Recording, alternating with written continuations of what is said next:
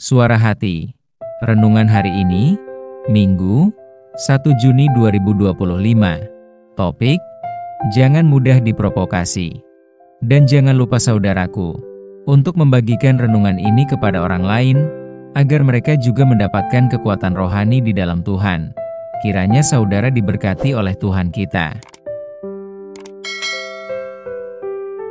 Nas renungan hari ini, 2 Samuel 16 ayat 5. Ketika Raja Daud telah sampai ke Bahurim, keluarlah dari sana seorang dari kaum keluarga Saul, ia bernama Simei bin Gera. Sambil mendekati raja, ia terus-menerus mengutuk. Sekiranya, listrik dari salah satu tetangga korslet, dan menyulut terjadinya kebakaran. Kira-kira apa yang akan kita katakan? Apakah kita sibuk mencari orang yang salah itu, atau berusaha memadamkan api? Tentunya, kita berusaha untuk memadamkan apinya, agar tidak merabat dan menyebabkan kerusakan yang lebih besar.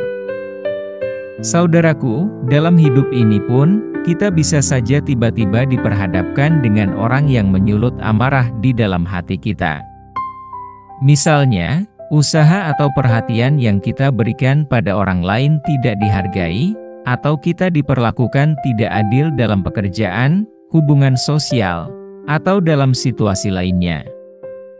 Mungkin kita mendapat kritik yang tidak membangun, yang disampaikan dengan cara yang kasar dan merendahkan diri kita, atau ada seseorang yang kabur setelah menabrak mobil kita, dan lain sebagainya.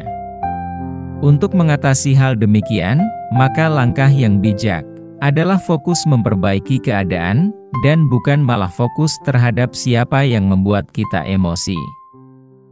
Dalam perikop nas di atas, kita dapat belajar dengan baik.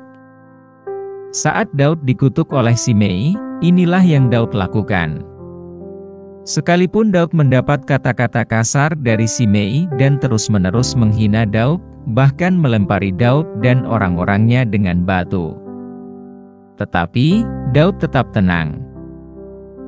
Sekalipun, begitu pedasnya hinaan Simei, sampai-sampai membuat Abisai, pengawal Daud, ingin memenggal kepala Simei. Namun sungguh luar biasa, menanggapi hinaan itu, Daud tidak menjadi marah, tidak memasukkannya dalam hati, apalagi membalasnya dengan kejahatan.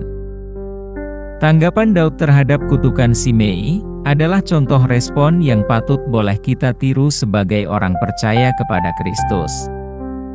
Misal, saat kita mendapat perlakuan yang tidak baik dari teman atau orang lain, maka kita tidak perlu menanggapinya secara respon negatif. Ketahuilah, bila kita merespon atau membalas hanya akan membuat kita semakin hancur. Seperti halnya dalam ilustrasi kebakaran, kita pasti memadamkan api yang mulai menghanguskan. Demikianlah kiranya dalam kehidupan kita, harus membereskan masalah yang terutama, yaitu menjaga hati kita, untuk tidak membalas. Jikalau kita tidak dapat menahan dalam hati, kita akan semakin hangus terbakar, dan akhirnya kita makin merusak diri serta kehidupan kita. Sebab dari hatilah terpancar kehidupan.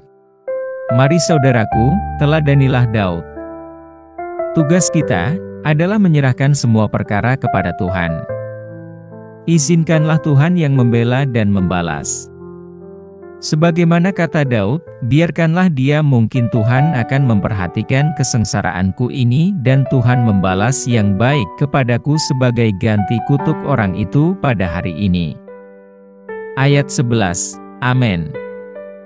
Topik doa kita hari ini, kepada teman yang gampang emosi supaya mampu menahan emosi.